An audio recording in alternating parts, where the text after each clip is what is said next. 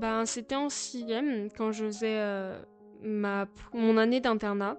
Quand je suis arrivée, je me suis rendu compte que être avec des gens toute seule, loin de ma mère, pour m'aider à décortiquer les situations ou comprendre les autres, ça serait compliqué.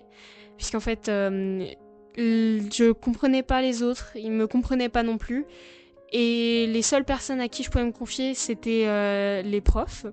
Mais du coup, ça me donnait une réputation de personne qui restait tout le temps avec les profs pour avoir de meilleures notes ou quoi que ce soit. Et du coup, ça a déjà créé un fossé avec mes camarades qui voulaient moins m'approcher en se disant que la moindre chose qu'ils feraient de côté ou de travers, les profs en entendraient parler. Et c'est aussi, j'avais l'impression d'être une madame je sais tout, et ça énervait beaucoup les gens. Donc je pense qu'il y a une partie du harcèlement qui vient de là, et en fait, ça arrivait matin, midi, soir, puisque j'étais à l'internat, et ce fut vraiment des années compliquées pour moi, mais en même temps, je savais pas comment réagir face au harcèlement, je savais pas comment m'adapter à ce qui m'arrivait. Compliqué. Compliqué à cause des autres qui sont... Je me fais toujours harceler, donc...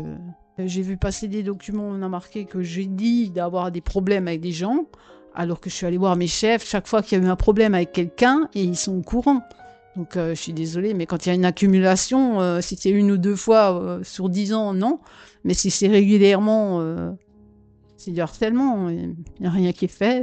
Les personnes, on leur dit quelquefois quelque chose, et souvent on leur dit rien. Donc moi, c'est un trop plein, quoi.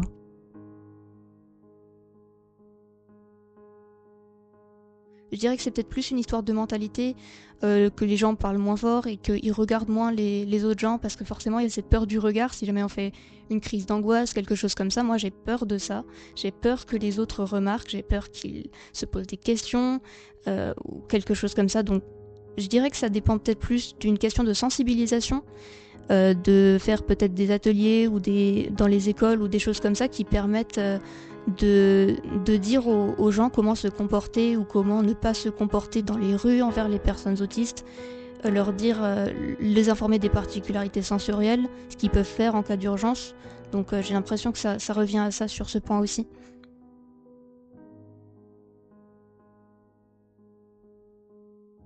Plutôt exclu, je dirais quand même malgré tout. Parce que c'est à moi de m'adapter et pas.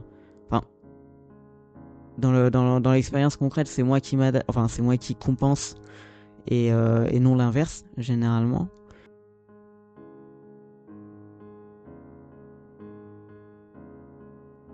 Si je me limite, oui. Je dirais que je me limite parce que j'ai une grande fatigabilité à cause de justement plus il y a de personnes dehors, plus il y a de bruit, plus il y a de lumière et parfois des odeurs aussi. Plus je fatigue très vite. Ça se traduit par juste une sorte de ras-le-bol qui peut mener à des crises d'angoisse si ça va trop loin. Je sais que du coup je peux vraiment pas souvent aller au cinéma ou aller à des restaurants. C'est les deux lieux qui sont le plus difficiles d'accès pour moi. Le cinéma, c'est vraiment à cause du son. Et le plus souvent, c'est extrêmement fort. Donc même avec les bouchons d'oreilles, c'est un peu difficile. Et les restaurants, pareil, il y a aussi cette impression que les murs se referment un peu sur moi. Et peut-être, après, je sais pas trop si c'est possible de mettre des choses en place concrètes, mais je sais que je préfère beaucoup les restaurants ou cafés qui ont plus d'espace, où on peut plus respirer, quoi, où les tables sont plus espacées.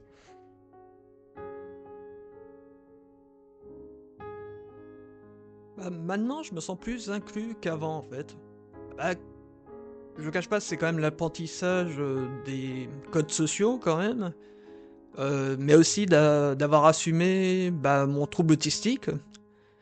Et finalement, en fait, c'est pas toujours un avantage, mais souvent quand on le dit, quand même, les gens sont- commencent quand même assez compréhensifs, quoi.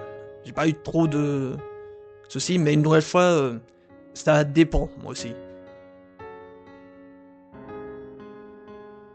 Bah, je dirais ce qui m'a... Parce que oui, ça m'a permis de me sentir plus inclus, et ce qui l'a permis, c'est bah, déjà la présence d'une animatrice qui fait des activités dans l'AVP, en fait, qui permet aussi de socialiser avec les autres résidents, la présence des autres résidents aussi, puisqu'on est un collectif finalement, on n'est pas juste chacun chez soi.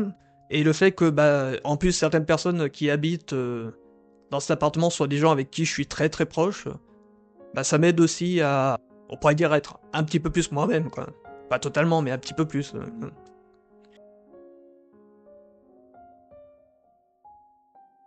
Moi, j'étais du coup à l'habitat inclusif Ciel Bleu de 2024 à 2025. Et puis, c'était ma première expérience de vivre seule et de vivre en ville simultanément. Donc, au début, vraiment, j'avais vraiment beaucoup de mal à sortir et je me sentais vraiment oppressée parce qu'en plus, c'était vers le centre-ville. Et ce qui m'a aidé avec l'habitat inclusif, c'est que déjà, ça m'a, entre guillemets, forcé un peu à sortir, avec des activités qui ont été mises en place. Et certaines de ces activités, en fait, se passaient dans des lieux de la ville. Donc ça m'a permis non seulement de les découvrir et d'y aller pour la première fois, puisque je n'y serais à l'époque jamais allée seule, à cause de la pression sociale et du bruit. Donc d'y aller en groupe, ça m'a déjà beaucoup soulagée. Et ce groupe, le fait qu'il sache mes difficultés et que je puisse partir quand je veux, c'était aussi un grand soulagement.